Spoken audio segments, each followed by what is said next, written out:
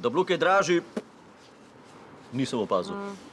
Jaz tudi ne, pa mi dva kar po restauracijah hodva. Mislim, evo, danes sva rekla, da si jo zakosil, pa mečken prvoščil. Ja, tukaj recimo dobiš en cel lešnik, pa en cel liš špinačev cpot. Ja, tako da sva pa rekla, da bova kar pol vzela. Normalno, pa se jaz moram danes še delati, že toliko sem čist nabasan. Ja, jaz tudi. Drugič bova vzela brez špinače. Nujno. Ja. In vse skupaj za samo 27 evrov. Lešnik in špinača. Za 27 evrov. Mislim, da vem. A je to dražje, kaj je bilo ponovadi? Po moje, da ne. Jaz bi rekel, da nam gre dobro. Ja. Mislim, gospodarsko stanje še nikoli ni bilo bolj solidno. Hvala, vlada. Ja, težko ocenim, če so se stvari res podražile. Ne vem, evo, zdaj sem ravno z tržnice. Kupil sem polno robe, dal sem 15 evrov. Evo, pol jagode za 15.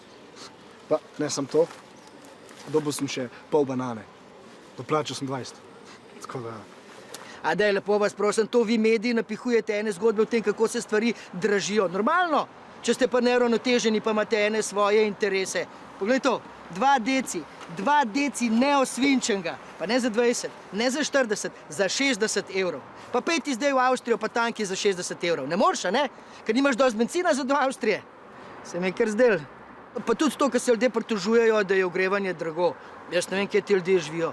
Jaz imam doma naštiman termostat v stanovanju na prijetnih -4 stopinje Celzija celo zimo. Pa mi pride položnica za ogrevanje 400, največ 650 evrov na mesec, a ne? Kar je samo malo več kot polovica moje plače, tako da jaz res ne vem, kaj se ljudje pritožujejo, a ne? Po zadnji raziskavi na Instagramu je Slovenija top 3 v Evropi.